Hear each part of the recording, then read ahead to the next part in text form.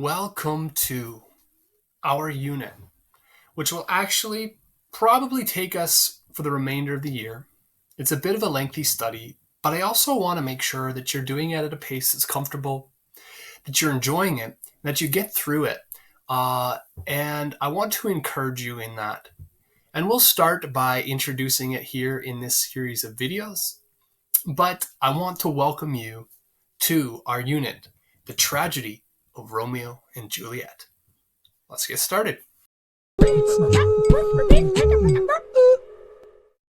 I can't begin to predict how long each video for each part will be, okay? But in addition to reading along with the text of the script of the play and coming back and following it up with a review like this in a video like this, my hope is that you take and commit a bit of a chunk of your day. The recommendation was 45 minutes a day to ELA, but if you do that much, that's probably more than enough than you'll need to kind of plug away at this play little by little. The important thing is that you have the behavior and you set up the kind of habit to come to this consistently and to kind of chip away at it as time goes on. And that can be a luster that you lose pretty fast. So I hope that the story engages you quick enough and well enough that you want to keep coming back so that you can say that you got through Romeo and Juliet, and heck, you could even say you taught it to yourself. And that's going to be an awesome accomplishment.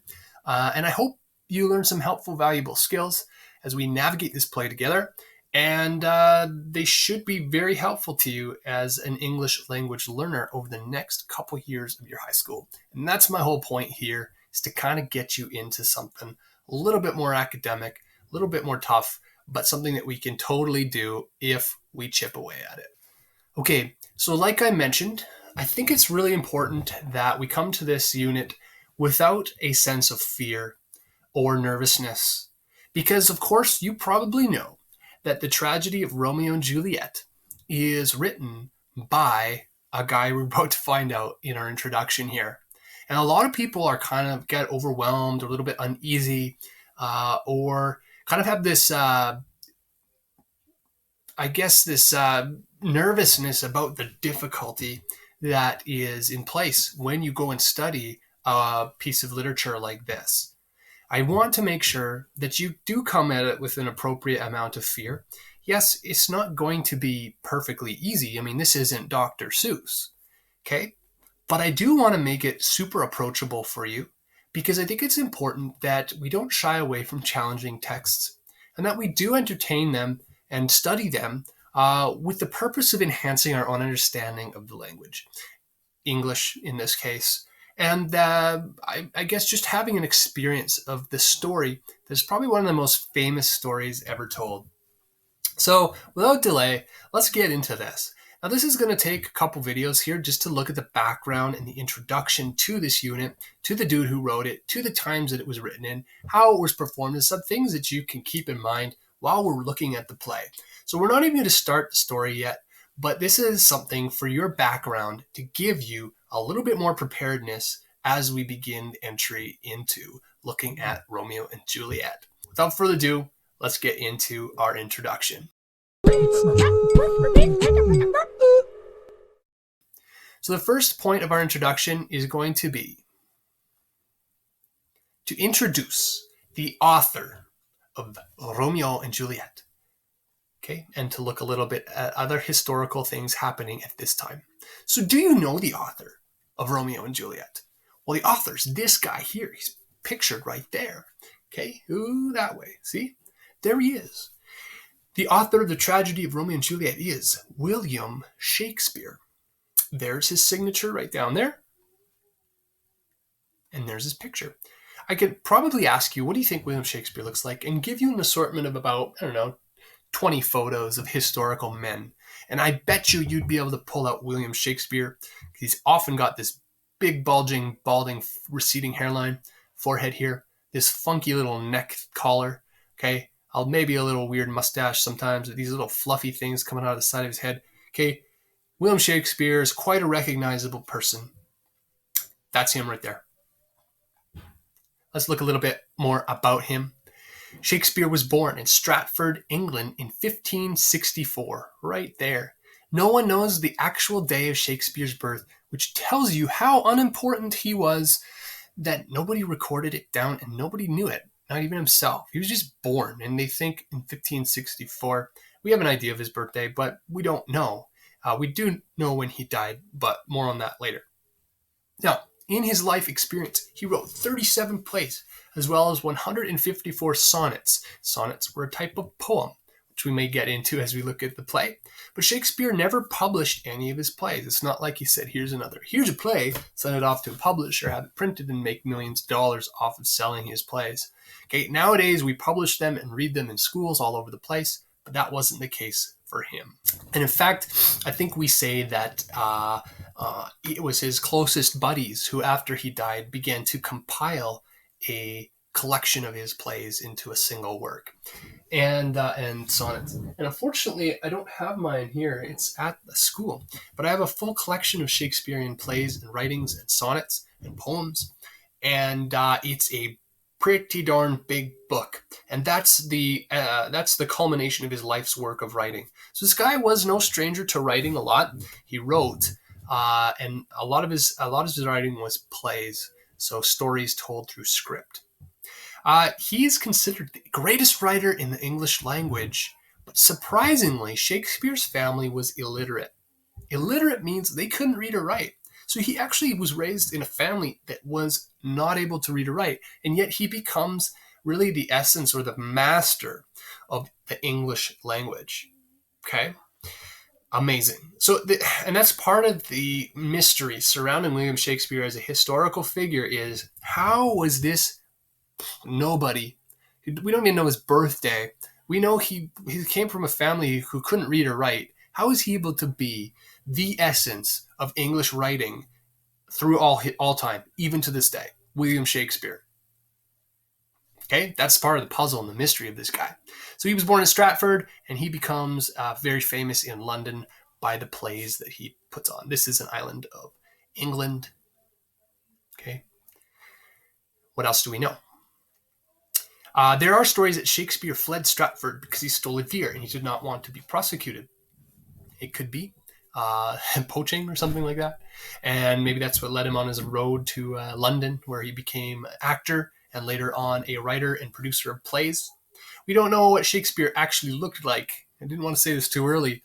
So I showed you the picture of William Shakespeare, but the interesting thing is, we can recognize him from a painting or a picture, but none of those actually was made while he was still alive.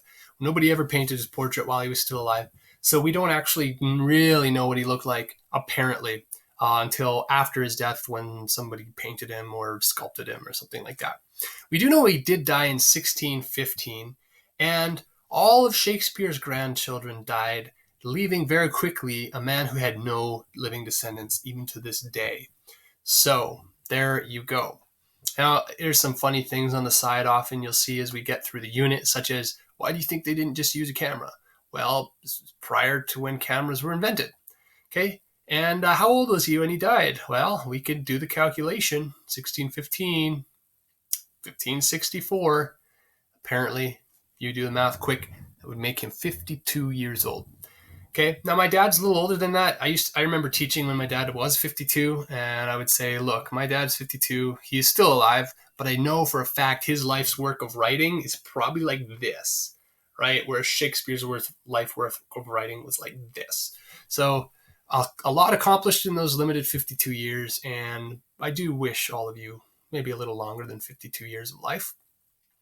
What else do we know about Shakespeare's England? Well, who was the queen at the time? Well, the queen at the time, at least until 1603, was Queen Elizabeth I. She helped her country become a leading naval and commercial power in the Western world, and really kicks off the development of Great Britain as I shouldn't say Great Britain, it wasn't Great Britain yet, but Britain as a dominating force in the world. And that also includes the arts, the Elizabethan age, which Shakespeare contributed to, and this great flourishing of art and language. And Shakespeare was born right at the perfect time to contribute to the art of his age. What else do we know about this time? Well, Sir Francis Drake sailed his ship around the world, became one of the most popular English sea captains in history. Sir Francis Drake. In the 16th century, London was being transformed. So we see a growth in the population of the city, the dungy, gross city of London. Its population grew 400% during the 1500s to nearly 200,000 people in the city and outlying areas. It doesn't sound like a very big city today, but at the time, it was a huge, quick growth in terms of what a city looked like. Well, you probably also heard about this Black Death thing swept through England and Europe. This was right around the time here. It was a major cause of death during this time, and the disease was carried by rats living in the streets, in the dirty streets, especially through London. Unfortunately, only the very rich were able to afford doctors, and many people died from it. And I know also that because of the plague, things like quarantines or things like limiting crowd exposure to one another was something that they did to try to control the disease. Similar experience that we're experiencing today. So one of the things they did close was, what do you think? Yes, theaters. So they actually did close theaters during the time that Shakespeare was alive because of outbreaks of the Black Death. And that would have affected Shakespeare as both an actor and a producer and writer of plays. His theaters would have been closed down. In fact, he used that time where there was no theater to do other writing. And we have his poetry today. Let's take a look a few more things. We have a couple things actually happening. In 1570, Giambattista della Porta invented the pinhole camera. The pinhole camera came without a lens. The light produced the image passed through a small hole in order to make a clear image. I don't know if this was like embedding itself on like a film or something, but I know you could use the pinhole to invert the image and have somebody sketch out a really good, a sketch of your figure or face or whatever. So it could have been possible that Shakespeare be photographed, I suppose. Although Italy, I would assume, an Italian inventor, was a long ways away from England, and Shakespeare never left England as far as we knew, except in his imagination through his plays. We have Tycho Brahe, who was the first to observe a supernova in 1572, also observing things like the geocentric theory, the Earth not being the center of the universe, but rather the sun. Okay. William Lee of England inventing the first knitting machine in 1589. And we also have in 1599 the Globe Theatre being built. More on that in a bit. And we have James VI of Scotland ascending the English throne after the death of Elizabeth I. He becomes James I of England in 1603. And it becomes another king or monarch in power at the time of William Shakespeare. And you guys ever heard about Pocahontas? Well, English settler John Rolfe marries Pocahontas in 1614. Real historical figure. You go watch the Disney movie, and in the Disney movie, she marries John Smith. Okay? You guys know who Will Smith is. Maybe it was Will Smith. We don't know. No, we do know. John Rolfe. John Rolfe. Now, a couple of other things. While no one is sure when the tragedy of Romeo and Juliet was first performed, it is believed it was written sometime or performed sometime between 1594 and 1595. Okay, so that is about 20 years before Shakespeare's death and during the time of Queen Elizabeth I. We know that it was first printed around 1597 and on a printing machine or whatever, or I don't know. Anyways, like printing press, what this guy's doing. The story of Romeo and Juliet was based on real lovers from Verona who died for each other in year 1303, which is also something interesting because a lot of the times when Shakespeare's writing, he's not coming up with these stories off the top of his head, but he's basing them upon stories that are already in circulation, and he changes them and tweaks them and actually makes them better. So the idea of Romeo and Juliet was not his, strictly speaking. It comes from inspiration of this legend of two lovers who died for one another in the year 1303, which is like 300 years before he wrote the play. Okay, so is it a historical account of something that may have happened? Possibly, which is also something captivating about the story itself. And we will talk a little bit more about the Capulets and Montagues. They really did live in Verona. And these are three words that you have no idea what they are. Capulets, Montagues in Verona, those are the two family names, Capulet and Montague, of the people in the story. And Verona is the city the story takes place in. So this kind of makes it a real idea of a tragedy. Wow, there's some elements of historicity in here, which make it more of a tragedy than just if it was fiction made up by William Shakespeare. So that is something that's kind of cool.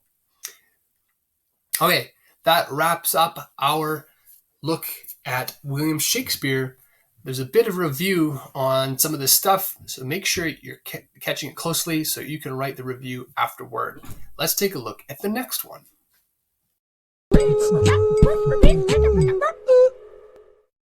So we are back to look at Elizabethan theater. We talked about Queen Elizabeth being the queen at the time, just in our last set of slides. Now we're going to go and look at the Globe Theater and the elements of a play. Okay, now I am actually wearing my nice green tie, but also my William Shakespeare shirt. I shouldn't say it's mine, but I am wearing it. We had an acting crew come to our school last year. Some of you remember maybe, and they shared with us a play and a shirt. And this is the shirt. It's too big for any of you, so I kept it because I actually like Shakespeare. In any case, one of the things I also have is this awesome little model of the Globe Theater. And so when we talk a little bit about the Globe Theater, I'll give you guys a closer look at what we have here with the Globe Theater. So the Globe Theater was a theater. It was called the Globe Theater. It was built in 1599 during the Elizabethan age. It was round-shaped, and the roof was partly covered around most of the seating area. And the reason for that is people didn't go to plays at night because there was no source of artificial light to light up that theater or that stage. It's complete opposite today. So we go to movies and theaters at night, and we use artificial lighting to light up our stages. The only source of light was the sun. So you needed the middle of the theater to be open so the sunlight could pour in and light up the room. So that's why you have it actually, now this is supposed to be a circle, but it's got this removable part here, a circular building that has an open roof in the middle and lets in all the light so people can see. So that is why it was open like that. Okay, so this is the theater, and you could see that inside there's the stage. You've got sets of balconies and things like that that you can use in the production of your play, and that people could be seated upon these 3 levels of seating, and they could look down then upon the stage below. And the stage below extended down. It was covered by a roof. Why? Because if it rained, it wouldn't get on the stage. So you needed a roof there. And you also had ways to get up, which I think is kind of cool. Look at that. You got stairs to get up to the different levels. And let's assume most of us would have been peasantry at this time. Not a lot of money. Okay, if that was the case, which it probably was, we would be seated or standing room in this center place right here. And we'd be standing there, and that would be our seats. We'd be standing for the whole play. Whereas people in the balconies and whatnot would have comfortable-ish bleachers to sit and watch and enjoy the play. So that's your Globe Theater. Fascinating. And Shakespeare wrote plays to be performed in the Globe Theater. Let's look a little bit more. So if you did go to one of these plays, what would be some of the characteristics of them? Well, women and girls were not allowed to act in plays. In the Elizabethan era, it was not socially acceptable for a woman to perform on stage. Reason being is because the profession of acting was kind of looked down upon. Even though the entertainment they provided was appreciated, nobody would have aspired to be an actor because it was, I don't know, let's just say not a very prestigious career choice. You think of, there's nothing wrong with, we need people in all sorts of work paths, right? But, it's not like everybody wants to be a plumber and wade through people's sewage. It's not like everybody wants to be a garbage man and, wade through people's garbage. So think of that sort of thing. An actor wasn't highly respected, wasn't a very noble profession. And so the idea was that it was too bad. It wasn't, I mean, women were too good for it, and therefore women should not be allowed to act or permitted to be on stage. Much sort of same mentality that would say, you know, you should lift your hat off in the presence of a lady. You shouldn't spit or cuss in the presence of a lady. Well, you shouldn't, you know, allow women to be actors because that's kind of a sketchy profession. They're above that. So that's kind of why. Now, that is interesting because you still needed female players in the plays. Obviously, Romeo and Juliet has women characters. So what did you do?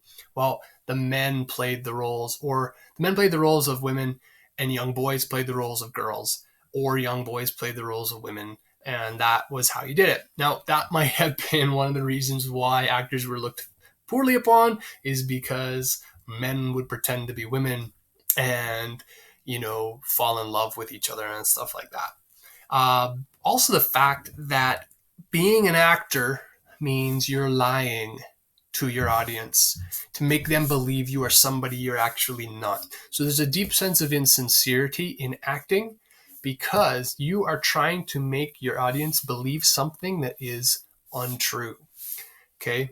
To deceive them into thinking you are somebody, the character you're playing, which you really are not. So that might have been something to do with it also. Now, this little flag flapping around at the top, people would know the genre of play being performed by the flag over top of the theater. So the color of the flag actually indicated the type of play being played. So white stood for a comedy. A comedy is something that's funny. Shakespeare wrote comedies. Shakespeare has comedy in a lot of his plays that I read anyways, but some of them are strictly comedic. Black for tragedy.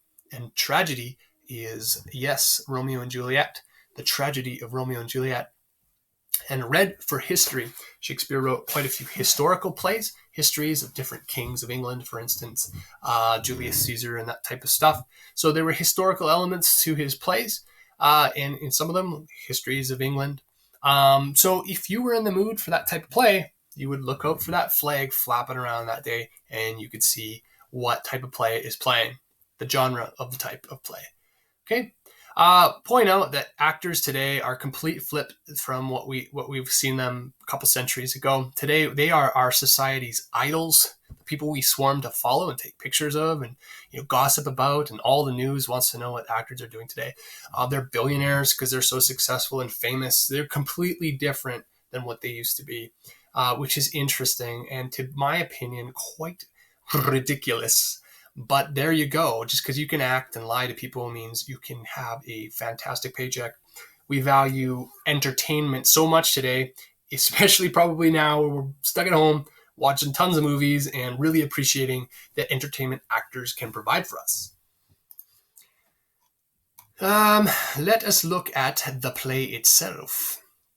We must remember that the play we are reading is actually not a book. It's a play. It's meant to be showing us the story, not telling us the story. They're meant to be watched, not read. So keep that in mind. We can't do this play justice because we will not be able to watch it. However, we are studying it.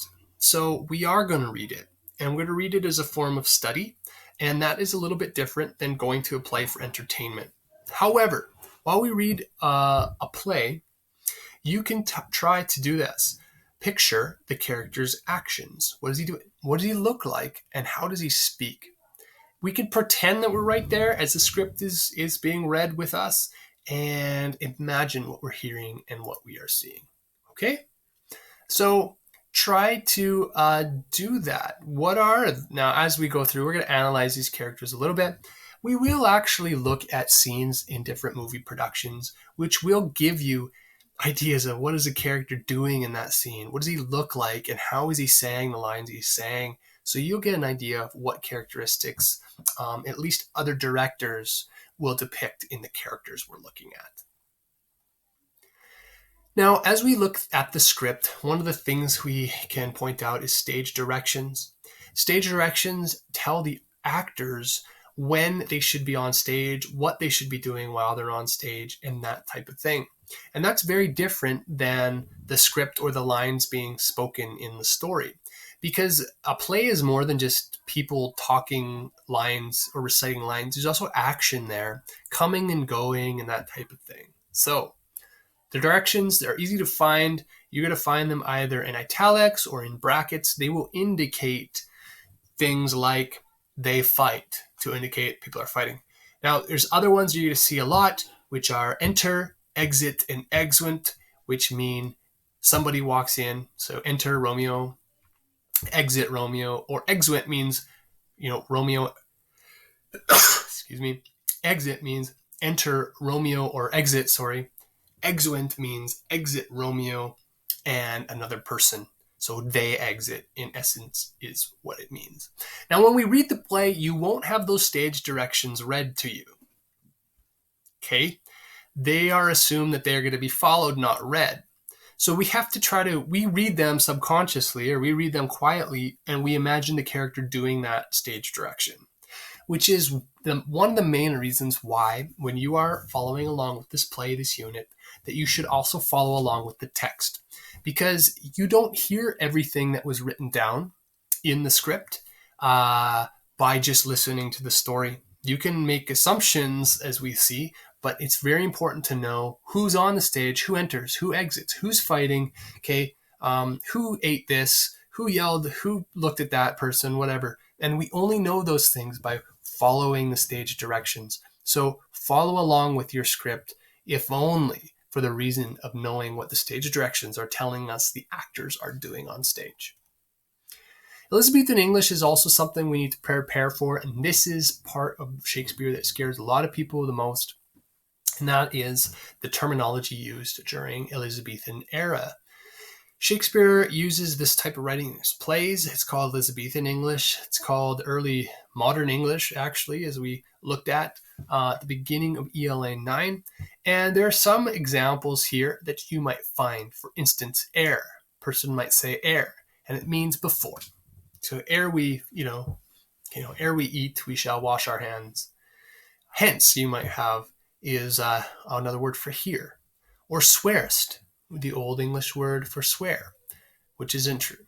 It's not Old English, it's early modern English. And thee, thy, thous, those types of ornate words for you, like in the Our Father, thy will be done, thy kingdom come, those types of things. So that ornate language, thine, there you have, thine is the kingdom. So that old language, wert for were, or wherefore, which means why. Now, wherefore do they use these crazy words? Well, because it's a different era. It shows us that English has evolved beyond that point. But there's also this ornate beauty in the words that are used in the play. And interestingly enough, as challenging as they might be right now, I think that while we get into reading the play, and the more you try to focus your energies on understanding the plot line of the story, I think it'll surprise you that you'll catch on. Your brain will adapt to figuring out meanings of words that we no longer use.